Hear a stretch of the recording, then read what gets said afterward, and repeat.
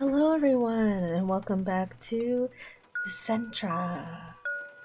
It's been a long time since I've played this game. As I mentioned before, I am going through my unfinished games list now that I have a moment to / can focus a little bit more. But last time we played this game, I played about an hour or so of it for the channel, and I was very excited to play this game when I first played it. I still am, but I just didn't have time to really finish it at the time. So I figured I could continue it now, and luckily my save files Also, I think I saved mentioned before that I was like, oh, I wonder why. I sound so dumb. But yes, because I had wonder if it's I 'cause think we're I on the had to ground, uninstall it, so or, I like, reinstalled it. we And as the the save character files a are still wolf, there, dog of some luckily, kind. so we can just continue from where This is probably we why left off we view last everything time, from so thankfully. low on We're the gonna try ground, and because play I was a like, little bit Dove herself is a little person, bit too so maybe she actually should about be I'm gonna much try to make higher, at least but an hour or I wonder so if she's of also it, quite because, small. you know, visual Who novel knows, we'll kind find now, out so as the story progresses. how far we get. Okay, There you so let's continue. I whimper and go back to scratch the door, more in desperation. I'm sorry. Enough. I'm tired of seeing you wallow in your despair. I reply with an indignant huff. I see Dove puff her cheeks in annoyance. I turn my head away and rest on my paws. There's no way out. It's better for you to just accept it. Oh, she's so cute. A growl rumbles in my throat. Even the front door is gone, so instead of wasting time, you may as well follow me and keep yourself occupied. I wish I could cry. My ears lay flat against my skull. I've landed myself right in the mouth of a carnivorous flower with the sweetest of shelter to lure me in. I should have noticed the sharp teeth at the entrance. I take a peek at Dove. She's like a caged bird in this house. Doesn't she hate it? How can anyone possibly live like this? Her patience reaches its end and she slides off the kitchen table. I cry out when she hauls me off the ground and I bare my fangs at her when her face appears right before mine. My glare just doesn't faze her. Follow, Wolf. There is much to do. Alright. We return to the labyrinth of hallways. Dove seems to know her way around them well. Now that I'm not frantically running through them, I notice a huge difference in the manor's atmosphere. Less dirt coats the floor, ceiling lights illuminate the hallways. It almost feels peaceful. Dove stops by a closet in the hallway. She grabs onto the handles of the doors and it opens up to reveal shelves and cupboards of miscellaneous tools and supplies. She climbs a stool to reach the highest shelf and retrieves a box with small buckets and brushes. I tense up at the side of the stool, beginning to sway back and forth. She climbs back down without issue before leading me into a room I recognize very quickly. She makes her way to the broken side table I'd spotted when I was first exploring the rooms of the mansion, and I take the time to look around. A dining table with only 3 chairs takes up most of the room. Candles spike up from the top like stalagmites. There's so many that I think they would render a fire hazard if they were all to be lit. Hardened wax drips over the edge. Ooh, yeah, that looks fancy. I can see the end of a fountain pen, as well as scraps of paper. I'm unable to see a well of ink from my position, but I assume that is what runs down the dusty tablecloth in dark splotches. A glint catches my attention.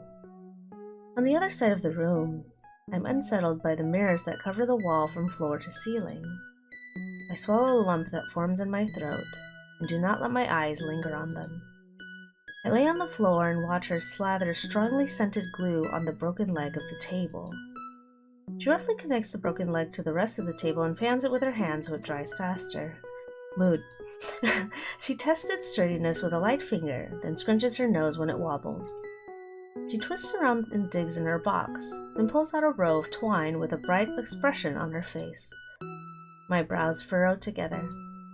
Dove twirls the string around the leg and binds it tightly. When she's done, she sets the table straight again. It still rocks unsteadily, but it stays standing. That seems to be good. Oh, that seems to be good enough. Okay. That seems to be good enough for Dove because she picks up her box again and gives it a nod. I leap from my spot on the floor and spin to a loud noise. In the corner of the room, a long-haired ghost from earlier stands bent over a broken vase. I flinch when Dove lets out a startled noise and starts to stride towards it. I bark in alarm. It's dangerous! She ignores me. Siri! I grab the back of her gown with my teeth to stop her. Dove's demeanor goes from angry to taken aback. She stops and looks down at me. I shock myself with my own actions and quickly drop her skirt. Dove considers me for a moment, then switches her attention back to the ghost and marches over to him. You klutz! My jaw drops. I don't need another person to clean up after. The ghost laces its long fingers together and bows its head.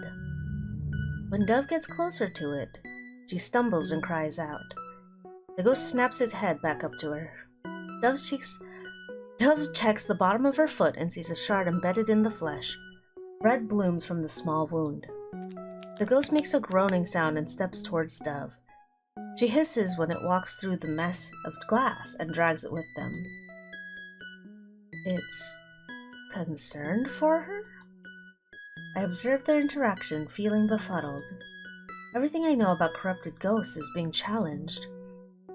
I pause to think about how the ghost rushed to her side earlier. The ghost tugs on Dove's sleeve like it's asking for forgiveness. She continues to badger it while digging the shard out of her foot. I study them curiously. It wasn't because they wanted to cause her harm?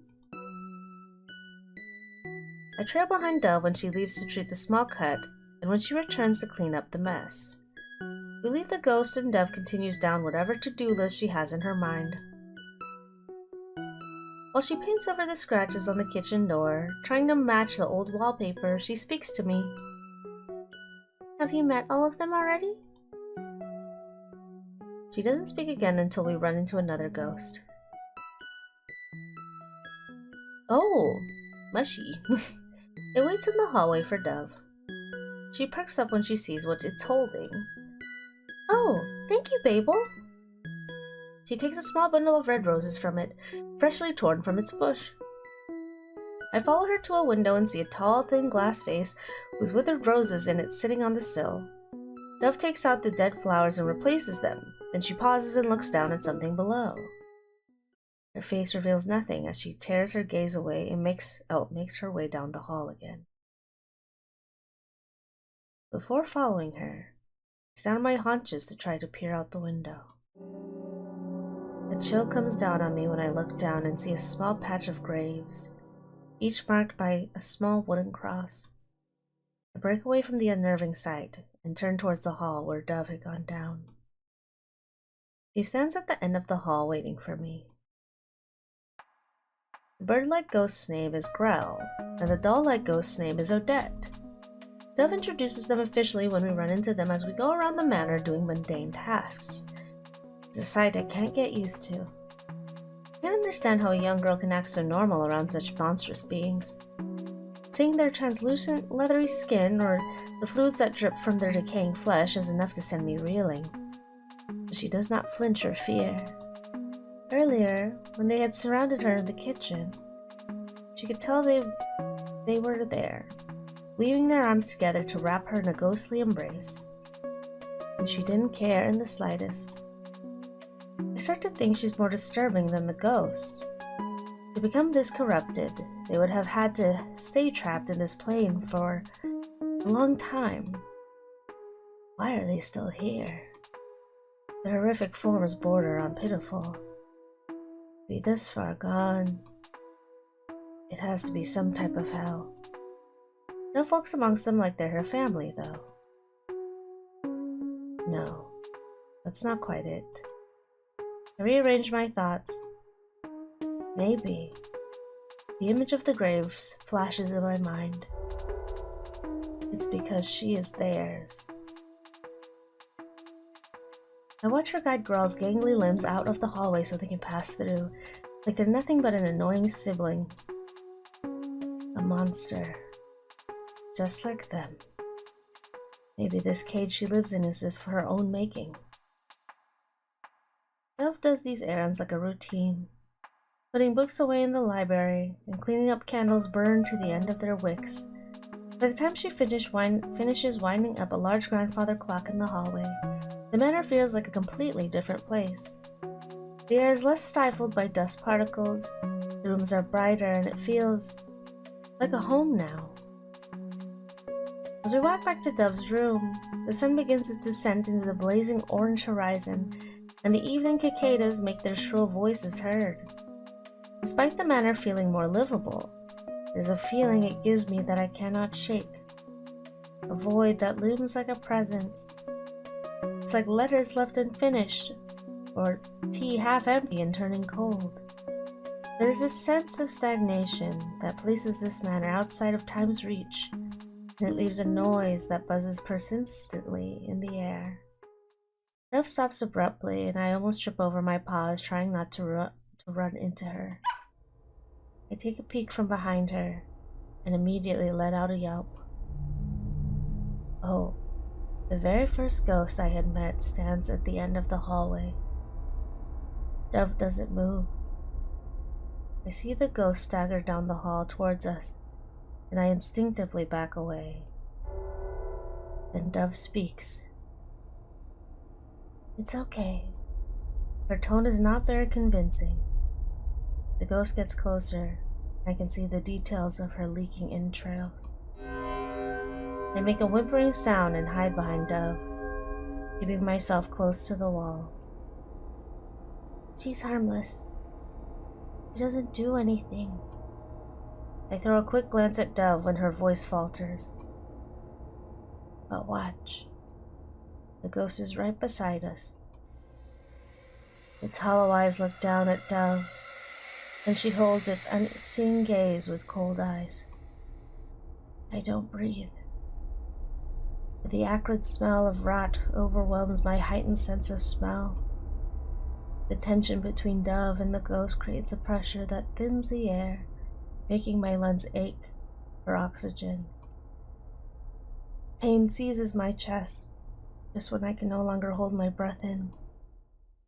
The ghost continues down the hall passively. I exhale loudly. I startle when Dove clenches her fist beside me. Her eyes follow the ghost for a couple seconds longer, then she cuts off her stare and moves on. I quickly chase after her, not wanting to be alone with this particular ghost again. Ever again, if my luck allows it. I look back for a split second, and the ghost has disappeared.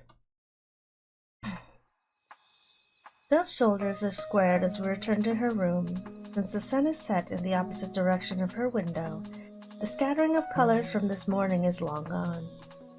Her relationship with the hallway ghost is much different from the others. The way she spoke about her almost seemed resentful. I pad to a corner, stalling for a moment when I see the collar from earlier on the floor. I narrow my eyes at it and pick it up with my teeth, then I throw it at the far wall. I give the collar one last glare, then curl up on the floor. Dove settles cross-legged in the middle of her book towers and reaches for a random text.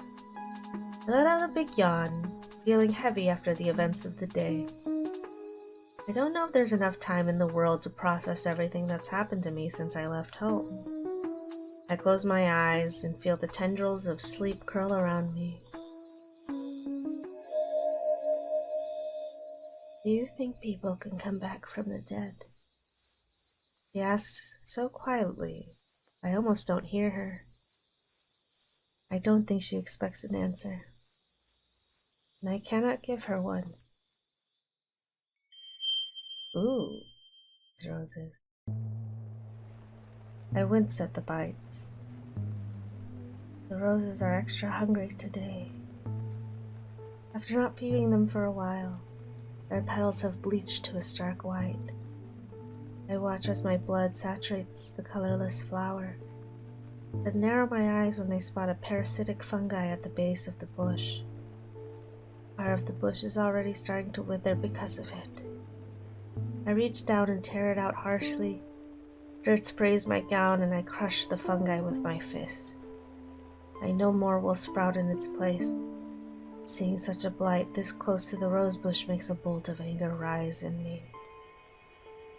Just seeing it makes me want to destroy it. I walk to a different section of the greenhouse and throw it right next to the corpse of the fungi's latest victim. My heart clenches at the sight. Its eyes are still open. I press my fingers down on the lids of the dead wolf, but it's too late. The tear on its face is already cemented in time. My fingers curl and my nails stab into my palm, making the bite sting. I return to the rose bush and continue feeding them. Thunder and lightning thrash above me. Will it lure in another pitiful soul tonight? I hear a door slam and I flinch, crushing a bulb in my hand. My ears listen intently, searching for lingering traces of his presence. When I find none, I take a deep breath and finally let myself relax. I tear the bulb from its stem and my hands fall to its sides. The sound of the rain is so clear now as I close my eyes to let it wash out everything else. I relish in its violence again, the roof of the greenhouse, and tremble under the crisp cracks of thunder. Pass the time, now that it is mine again. I whisper something my mother taught me under my breath. Then I hear a whimper come from behind me. Son. Death returns. I look up from my view of worn book spines and see Dove. She sits in a creaky wooden chair with her knees drawn up beneath her chin. She brushes pale fingers across the rough paper of a large tome sitting open on the desk in front of her. The desk looks like it's made of dark wood, with deep groves and jagged swirls that have been carved by something sharp. It sits tucked away in the back of a small library in the mansion. Large bookshelves loom around us like trees in a dark forest. The narrow arched window above the desk and dripping candles are the only things that light up this dark and decrepit space. I didn't know the mansion had such an intimidating space like this until we had wandered in earlier. Today's itinerary did not include any of Dove's peculiar chores. Instead, she spent the time wandering around the manor with a notebook and a stick of charcoal. I follow her as she roams aimlessly through the halls, weaving in and out of different rooms. As she continues wandering, body and mind seemingly detached, I carefully inspect every inch of the manor, desperate for a sign that proves this house can be cracked open, allowing me to finally return home. At some point, she stops wandering to sit and curl up at the foot of a decorative stone bust. When I look past her darkly smudged hands, I catch glimpses of pages portraying the same bust over and over again. I don't think it's possible for her to draw that quickly in such a short amount of time. I wonder if she has her subject memorized by now, considering how familiar she is with it. Dove seems to be drawn to art. Ah yes, an artiste! Her sketchbook joins her throughout all her tiny efforts to kill time in this house that she cannot leave. I begin to think that the professional paintings lining the hallway walls have some influence on this creative side of her. Perhaps she's inspired by someone close to her? Or maybe she's just intensely curious. I do wonder, what happened to her family for her to end up in such a bizarre state? My thoughts race back to my arrival at the mansion. There's someone who has yet to reappear. I strongly hope that I'm long gone before he makes his appearance again. Dove surprises me when she walks into a new room during our walk. I cautiously follow her in, and the room reveals itself to be a library. full of grit and darkness. I could see dust particles floating silently in the small beam of light that filters into the room. It tickles my nose and makes me sneeze, throwing me forward into a roll until I land on my back with a view of the spiderweb-infested ceiling. Dove pays no attention to my fumble and carries on to the back of the room until she reaches a stack of books. I shake my head to recover, ears flopping against my skull, and follow her the rest of the way in. As I delve further into the room, I quietly observe the floor-to-ceiling windows of bookshelves. All of them seem to vary in width and are arranged in a pattern that seem maze-like. Books stand in tall piles and scattered around the floor like they've been thrown around carelessly. My ear gives a small twitch at the sound of one hitting the floor, and I turn my gaze to Dove. She silently slips into a chair with a book in hand. I see her focusing intensely on reading after settling into the desk, and I slump to the floor. Today's humidity has followed me like a blanket I can't push off. It's so thick it feels like I keep walking to a wall of heat. Dove doesn't seem bothered by it, but she's not the one covered in fur. I start panting loud enough to draw Dove's attention away from her book. She glances over and wrinkles her brows at me. "What's wrong with you?" I tilt my head in confusion. Her eyes rig over me inquisitively, then they brighten. She hops out of her chair. I start to stand so I can follow her, but she's already speeding out of the room. "Stay here!" My ears flatten anxiously, but I slide back down on the floor. It's too hot to move anyways, I guess. Dove soon returns carrying something in her hands, and I go on edge. Please don't have raw meat again. My body tenses when she sets a bowl in front of me, then I immediately relax again. Oh, water. I give Dove a quick side-eye. Her attention is already settling back into her book. After drinking a belly full of water, I plop down on my side, feeling much more refreshed.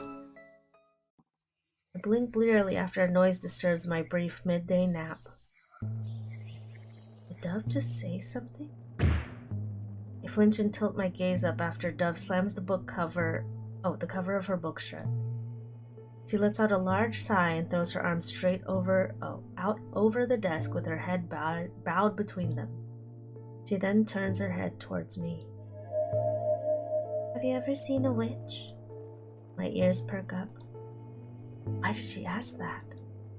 Dove is clearly not a witch herself, as far as I've been able to tell at least. I can't imagine what kind of witch would want to spend their time meticulously drawing the same thing over and over again. And Dove feels within my reach. No witch can make me feel that way.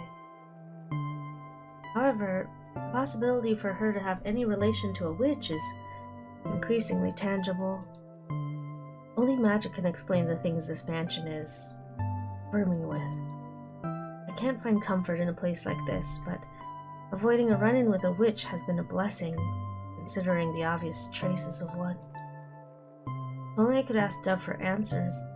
The more I learn about this place, the more questions I have. It's so frustrating not being able to speak. I started from the sound of a book dropping right in front of me. The book Dove had been leafing through now sits before me, open to a random section. I can't help but let my gaze flicker down on it. My eyes widen as I take in the contents of the page before me.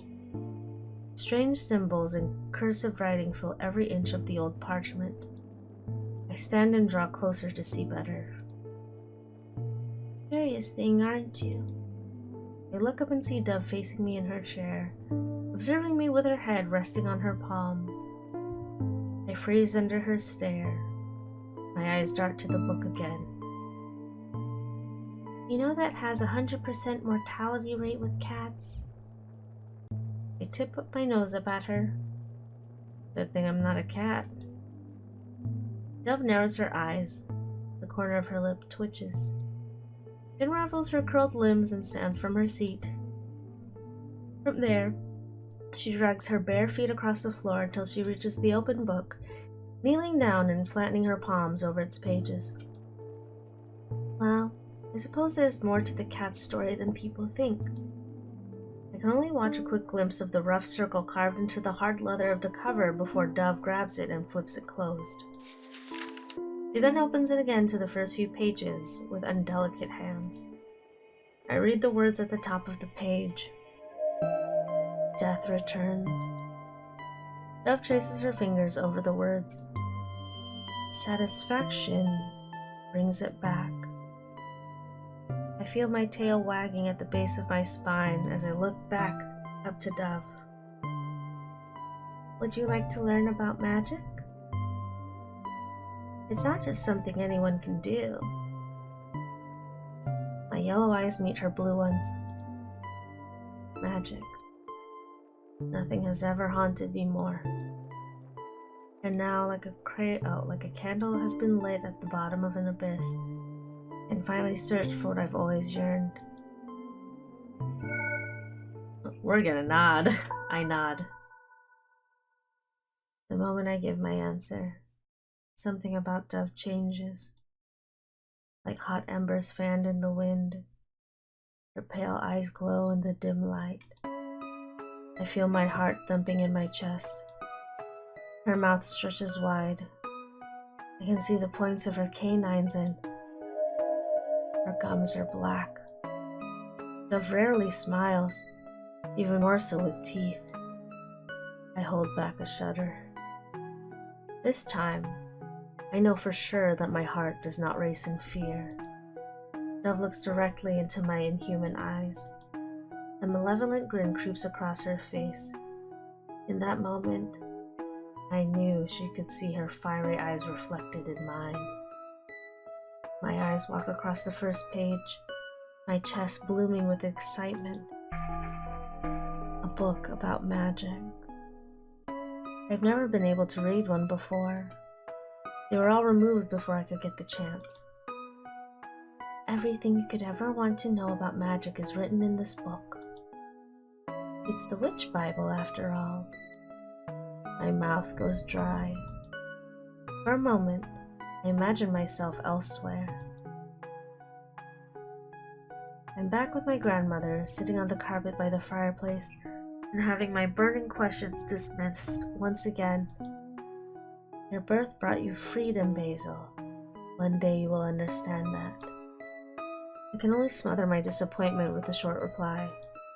No matter how many times I asked for an explanation, she would always deflect or ignore my prodding. So I stopped asking and started searching for my own answers. I see nothing special about myself, but I could be. I slowly look up at Dove. She stares deeply into my eyes before looking back down into the open book. Then she starts reading. Why does she look like that? There is much to know before one uses magic, and it all begins with death. I take a deep breath and my ears stand up attentively. From the moment of birth, sentient bodies accumulate toxins, energy, and resources. Upon death, these bodies begin to rot and break down, returning these compounds to the environment. It's hard to believe, but in the state of decomposition, new life is abundant in the absence of an old one. I immediately deflate. What?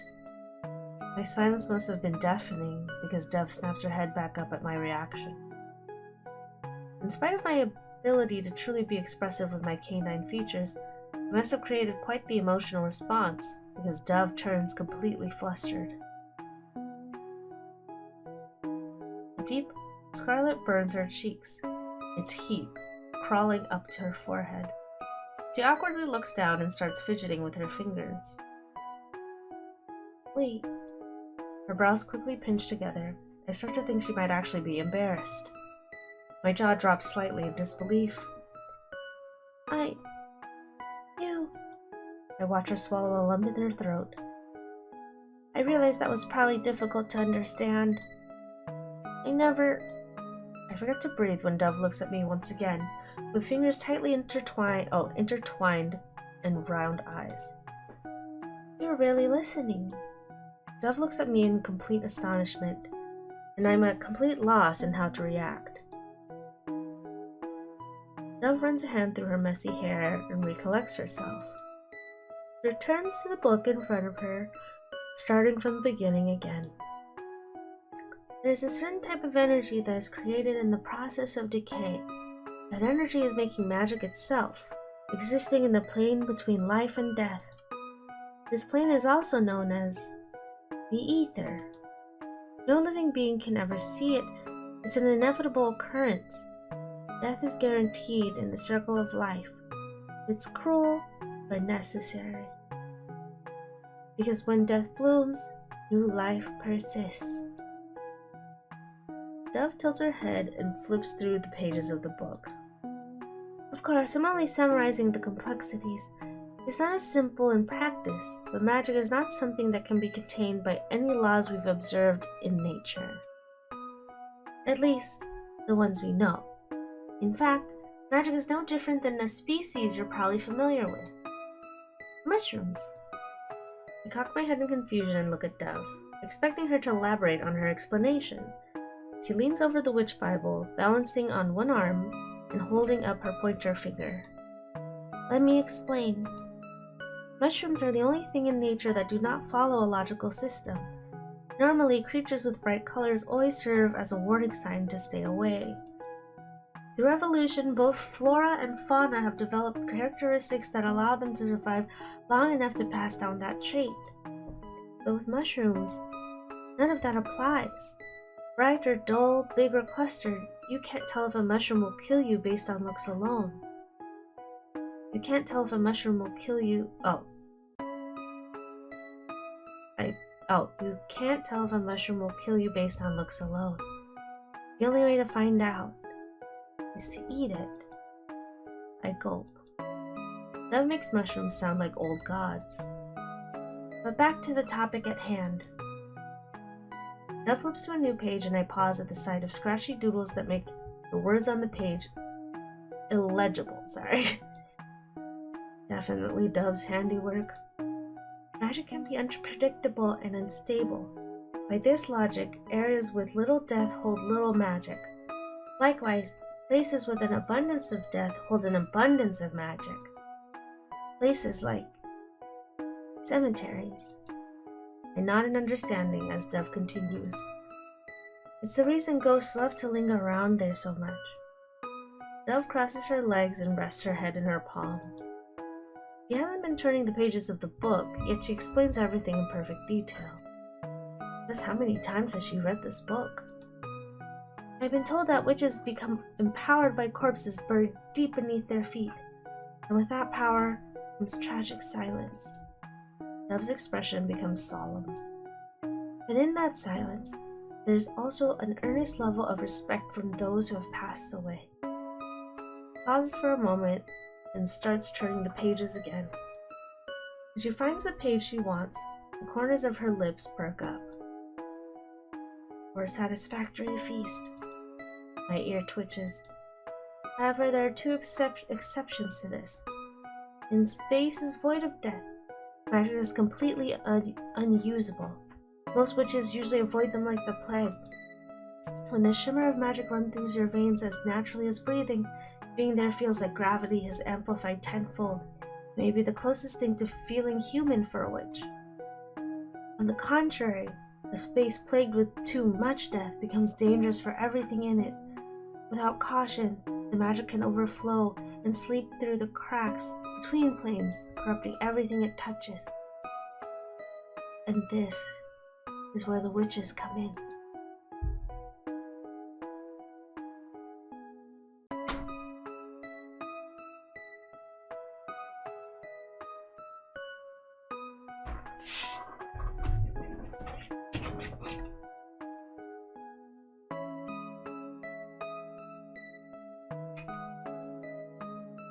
Dove turns to a new page. The spread before me makes the fur along my spine stand up. Yep, that's it. I'm greeted with an illustration of demons holding what appears to be babies. Are they human?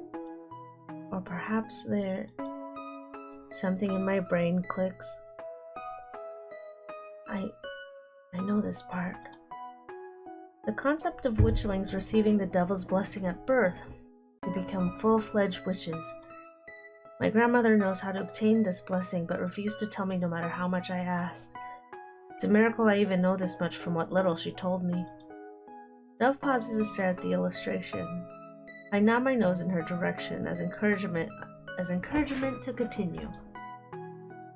Every witch begins with the devil's blessing. Once they receive the blessing, they are bound to hell. Dove gets lost in thought for a moment and combs her fingers through her hair. Did you know that witches have 3 commandments? I blink. Of course it's 3. 1. Know God before the devils. 2. Thou shalt honor the devil's gift. And 3. Magic shall never be used without the devil's permission. Dove frowns as she states the last commandment. She didn't mention how witches receive the blessing. I whine in disappointment. Dove seems to completely misunderstand my reaction. Are you scared? Don't worry. Demons won't be making deals with a little puppy like you. I snort in annoyance. The relationship between demons and witches is symbiotic. Because witches can enter the ether, they can utilize magic. The more magic they use, the more power imbued in hell. The demons who reside in hell can extract the power and use it to create the chaos they love so much. I let out an involuntary shiver. I can't help the anxiety that rises from the knowledge of using magic to provide enrichment for beings that love nothing more than trouble. However, witches don't just exist for demons to live vicariously through them. They have the responsibility of keeping magic levels in balance. That's so boring to talk about, though. The most important thing in this book are these. Dove shows me a page filled with magic circles. Using magic's a little different from fairy tales. You can't just conjure something from nothing with a swish of your hand. Not without a couple of steps, at least. Magic it's far more similar to... Dove taps her index finger on her chin. Oh, it's like baking! I feel my brows pitch in confusion. Magic is like... making cakes? Well, you see... Baking requires perfect measurements. Dove flips through the Witch Bible until she lands on her desired page, then lifts the book and presents it to me. Strange symbols greet my eyes. Each one of these symbols represents elements. They are your ingredients. She turns to a new page filled with various illustrations of circles. In order to use magic, you need to gather the right elements and place them within a circle that looks just like this one. Every space within the circle is like a number. This is why magic is like baking. The ingredients and measurements must be exact. A single miscalculation could be the difference between enhancing a rose and killing it. One more thing. For every spell in this book, there's a secret ingredient. Dove slides a page between her middle and ring finger until the paper meets the web skin of her hand. Without even flinching, she pulls her hand across the paper. I immediately cringed, like I could feel the stinging sensation of paper slicing into her sensitive skin firsthand. Dove holds her hand up and pinches the flesh around the paper cut, pushing out beads of scarlet. She sets the Witch Bible flat on the floor again and hovers her hand over the drawings of circles. More blood runs from the cut and forms a crimson droplet that hangs from the tip of her finger. It feels like minutes go by before the droplet finally falls from her hand, staining the paper below.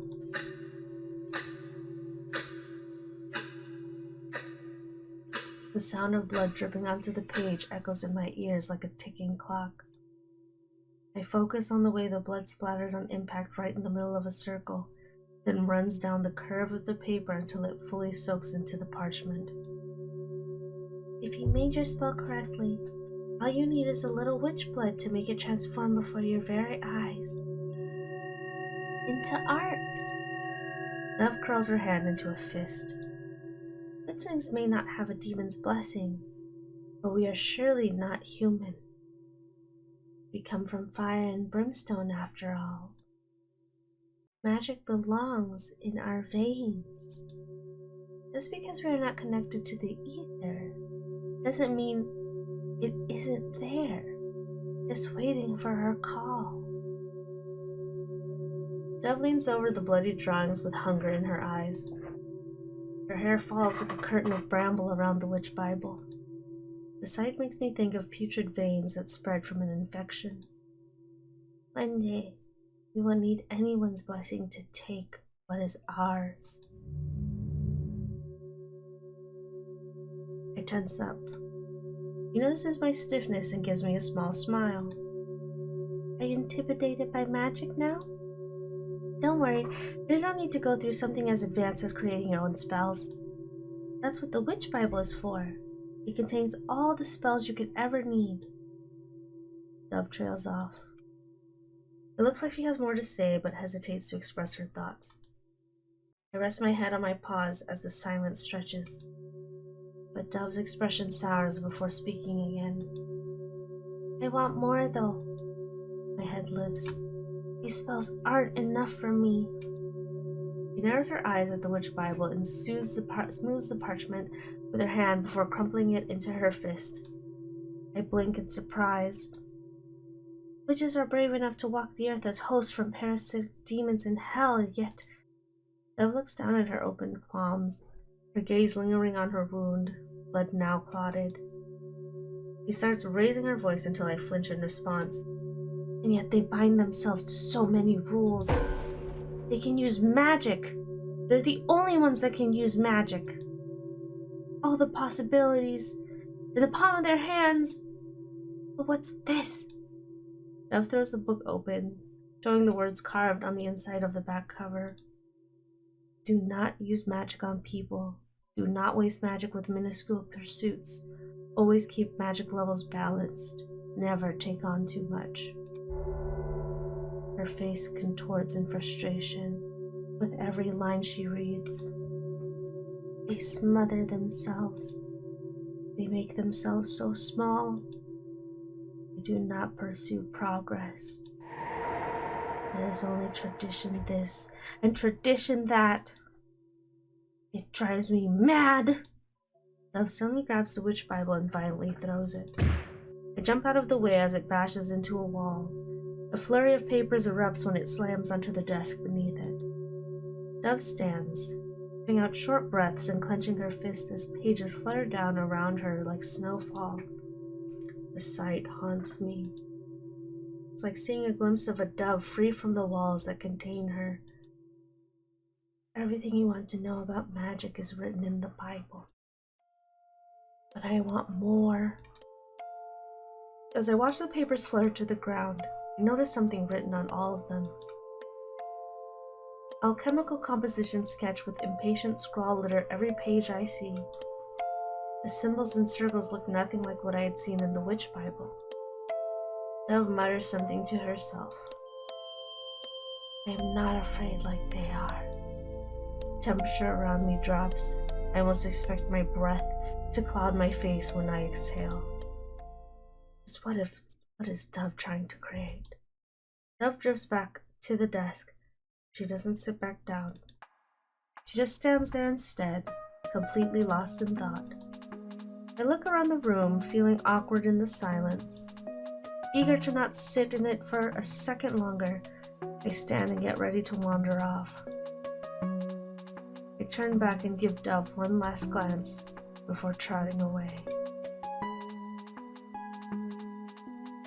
I wander around the library, observing the piles of dusty books on the floor and the worn spines that crowd the shelves.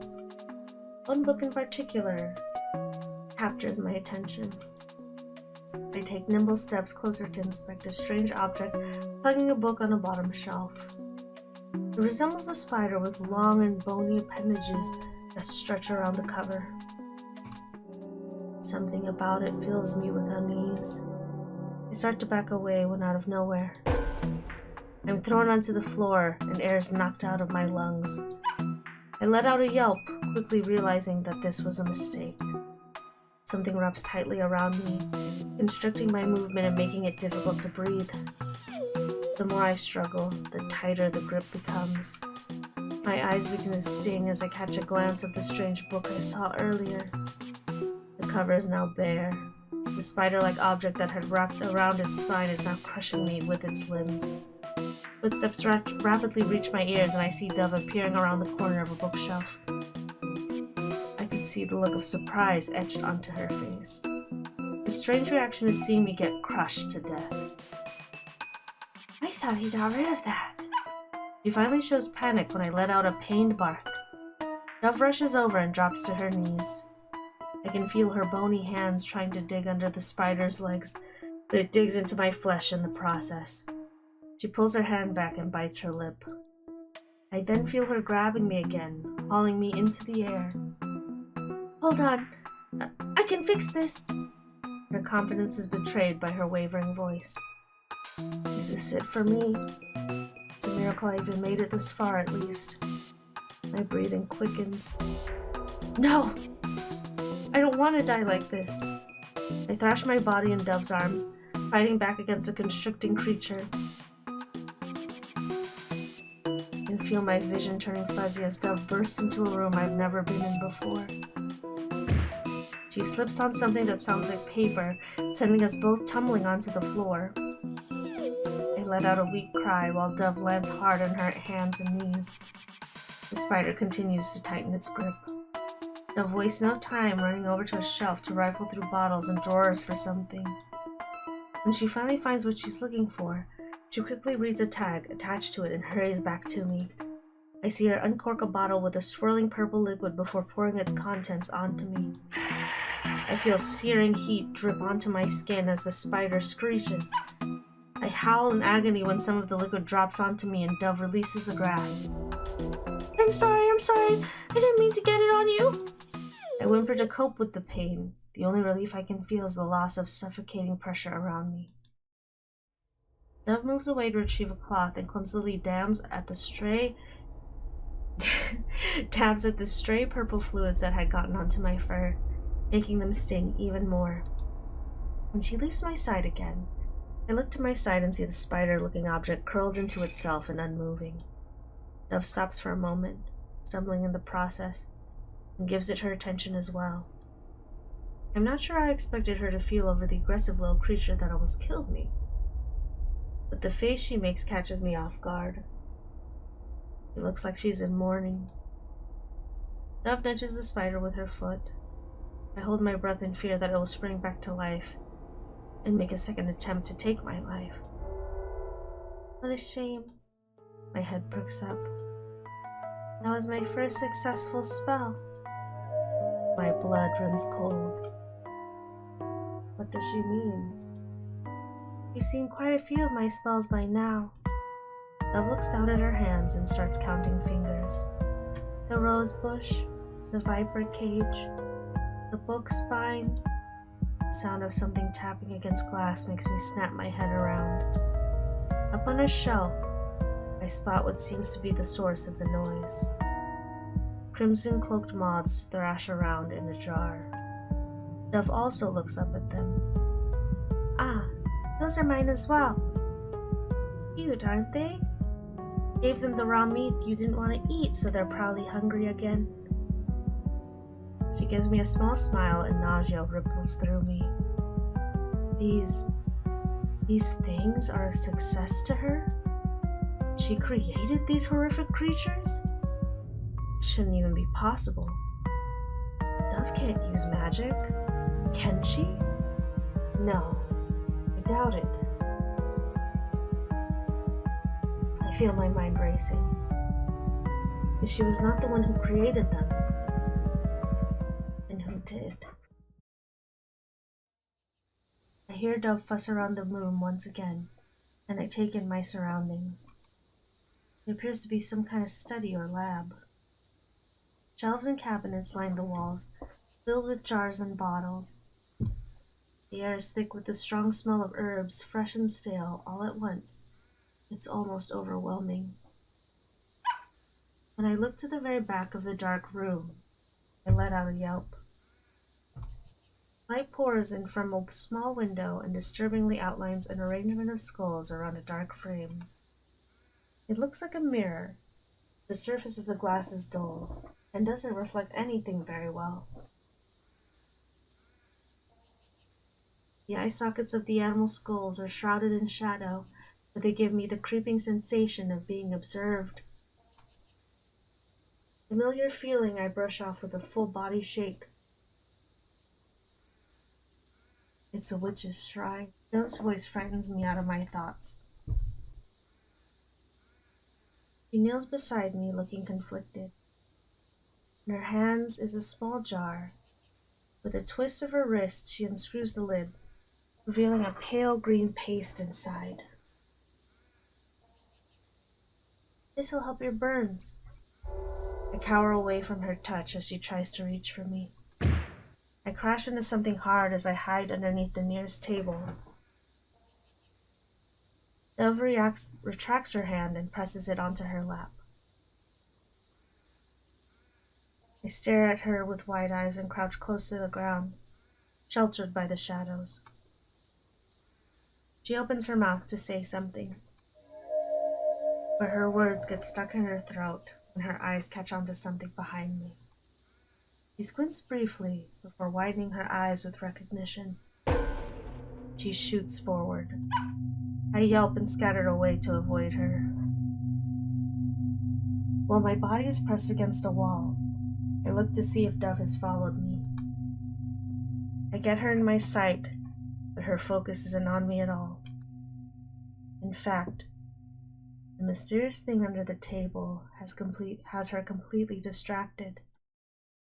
It scrapes against the floor as she drags it out. A box. It's beautiful. Rose and thorn motifs decorate the smooth, dark wood. Dove regards it open-mouthed and snaps the chest open so abruptly that it tips back slightly. She slowly pulls something out of the box. I take a small step closer to see it more clearly. In her hand is a small, bloody pouch. I read a single word on the label attached to it. Fable. I feel a chill crawl up my spine. What is that? I swallow heavily as I begin to imagine the worst. It couldn't be. I pad up to the box and shrink back when I see the contents that lay in its red velvet lining. Bile rises in my throat again at the sight of human remains. My eyes dart between the objects in the box.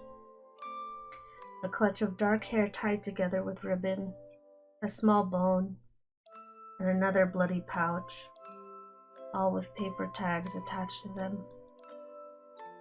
I don't need to read the rest of the labels to know what's written on them.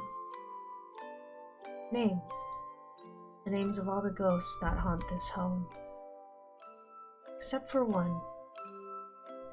Dove still holds Babel's pouch in her hand.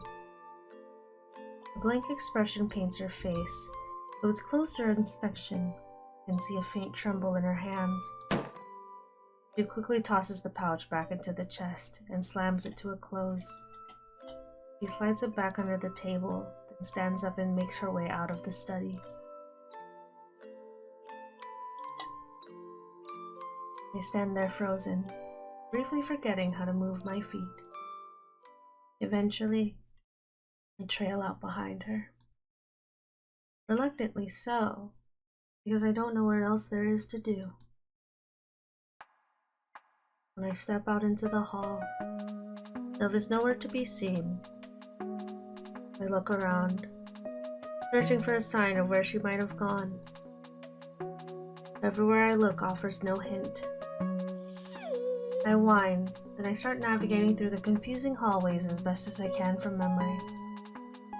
Eventually, I find Dove's bedroom. Dove is not here. I find myself feeling relieved and troubled. I walk over to the spot I slept the night before, drop down and listen to the noises of the house until I fall asleep. It's dark when I wake up again.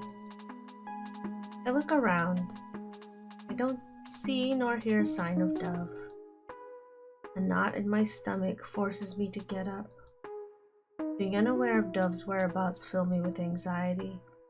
Being near her makes me feel like the horrors are with me instead of against me.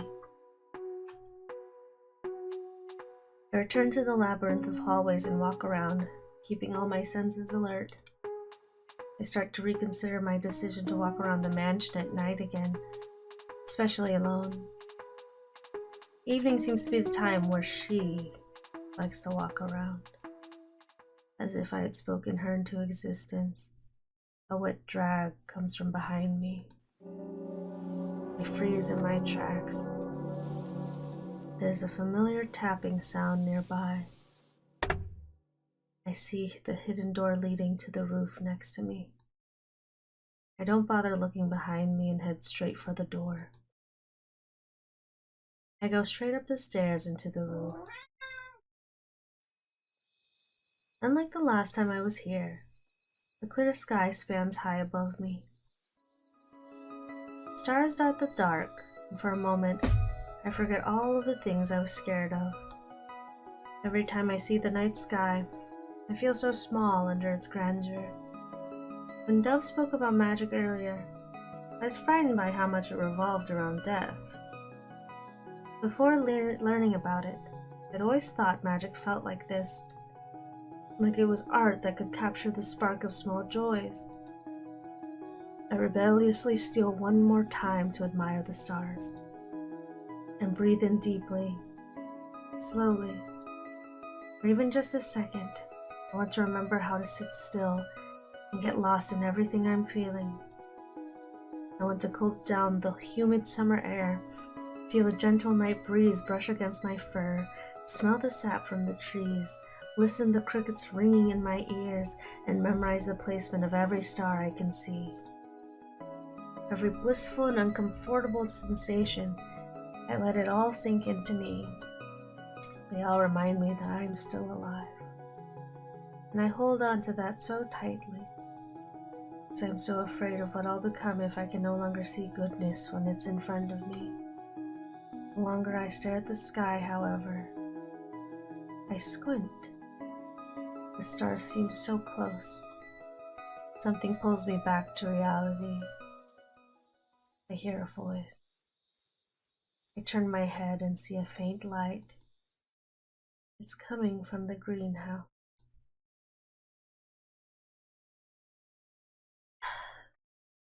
Foul little things, don't you think, Babel? These ugly things keep consuming everything like a vengeful spirit. I'll never see what's so interesting about something so boring like weeds.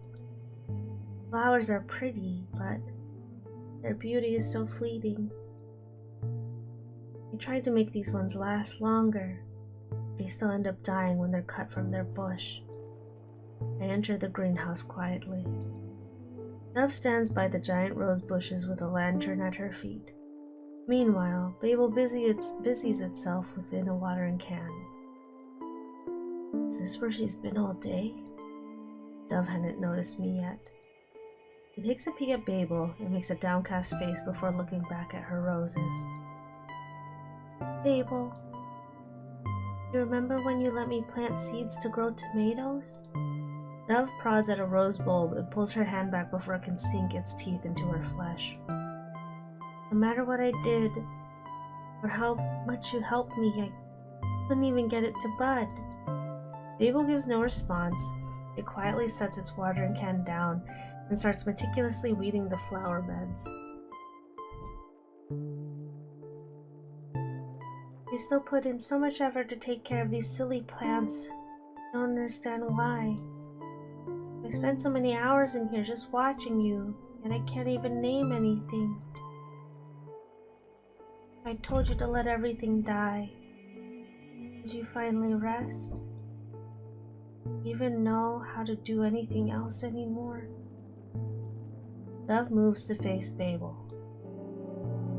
You should have just left his stupid mushrooms alone, and you wouldn't be stuck in this cursed state. Babel straightens up, then holds out a bundle of flowers in front of Dove.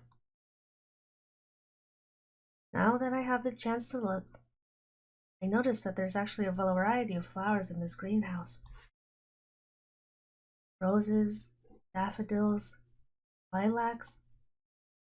Something that looks like lilacs but with different shaped petals? Definitely isn't a lilac, but its blooms do sprout in an interesting way. Perhaps I could find out what it is later. My grandmother didn't like teaching me about magic, but she was always willing to entertain my botanical curiosities. The ones Babel offers Dove are bleeding hearts, scientifically known as Dicentra spectabilis.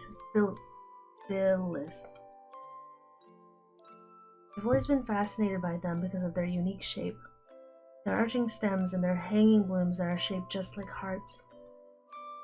My grandmother explained one of the things they symbolized: unconditional love. Their meaning filled me with warmth when I heard it for the first time. Immediately, I wanted to learn more about it, so I did my own research on it and read through one of her books on the language of flowers.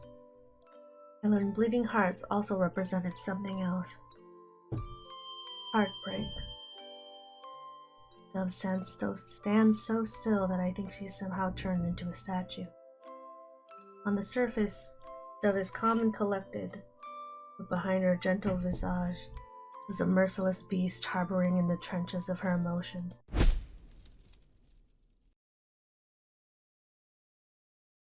Dove shoots her hand out to smack the flowers out of Babel's tendril grip, letting them fall at her feet.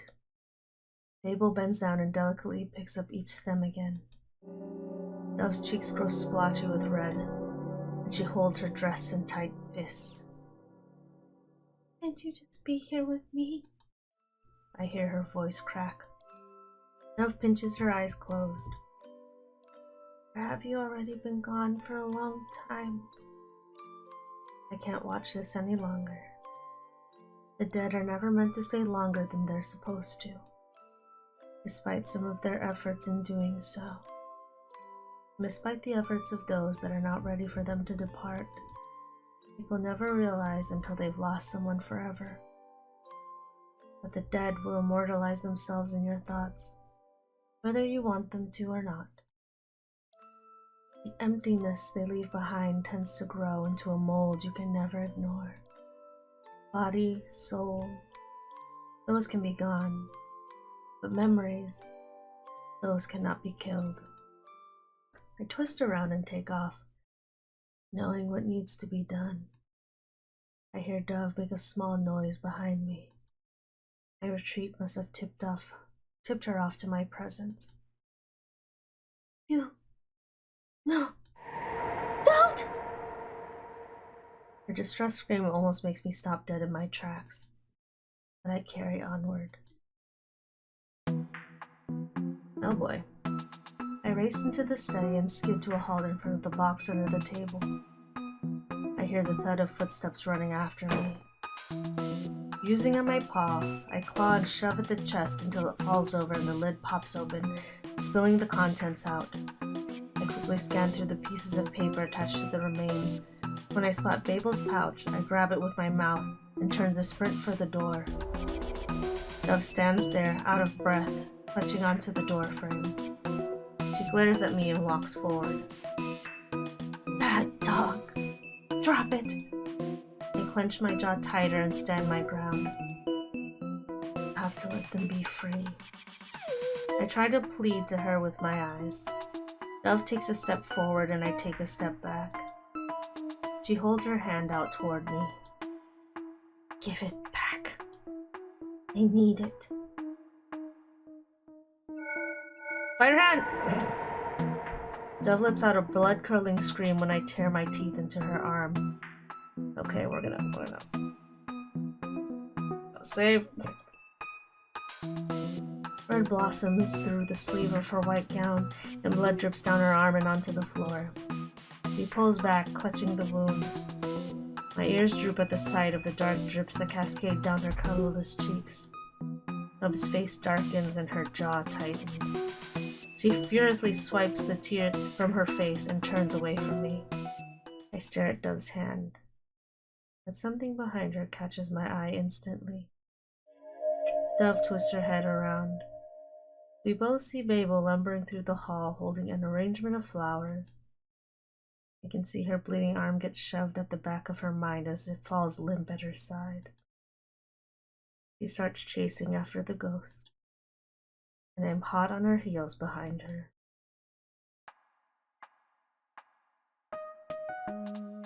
The two of us step out into the hallway and trail after Babel. Babel takes its time moving around the manor. It stops at every empty vase on a table and places a fresh flower in each one, slipping into rooms and adding pops of color to spaces devoid of it. Dove and I observe it without saying a word. With every flowery addition, Babel brings brightness to even the darkest corners. When it finishes its rounds, it returns to the rooftop. Babel kneels before a cluster of violets and toggles a leaf side to side until it's pulled free from the soil. It then stands up and moves to a bench, wrapping one of its tendrils around a small knife in the process. It makes a small cut on the stem, then gently places it in a jar of water. I look up at Dove, who watches with lowered brows and narrowed eyes. I lift a paw and brush it against her skirt. She looks down at me from the corner of her eye. I take a deep breath. I face her and tip my nose up with Babel's belongings still in my mouth. Dove lowers her hand, and I drop the pouch into it. I then look back up at her. Your friend works so hard to bring you peace. Don't you want to show it your appreciation? Dove's breath hitches and her lip trembles. She stands up straight, dragging her feet towards a lantern she placed near the rose bush. I follow Dove from behind. She slowly kneels before the fluttering flame encased in the glass. She calmly opens the lantern door and silently watches the flame with Babel's pouch on her lap. I can sense her mind racing behind her eyes, desperately trying to dig her nails into any excuse that will delay her next move. Her throat bobs, and she turns her head to look back at Babel. Hovers around jars of other propagating plants, none the wiser to what she's about to do. Dove faces the lantern again and squeezes her eyes closed. When she opens them again, her face is collected. She carefully brings the pouch to the fire and holds the edge in it until it catches. The brightness of the flame reflects in her pale eyes. She places the burning pouch on the tiled floor, and we both watch the silk bag organically burn away, revealing the teeth inside it. They burn slowly, so slowly that I wonder if they'll ever be able to burn. Dove does not turn away to look back at Babel even once. And finally, all that's left are ashes and tiny shards. My eyes widen as Dove scoops up the remains in her hands. She shows no sign of pain as the cinders singe her palms. She transfers it all to one hand and takes a deep, shaky breath while crumbling the remains. Out of nowhere, I hear the faint sound of wind chimes. I look around wondering where the sound had come from and find nothing. Perhaps I had just imagined it. Dove pours the ashes onto the floor. I look behind her. Babel is gone.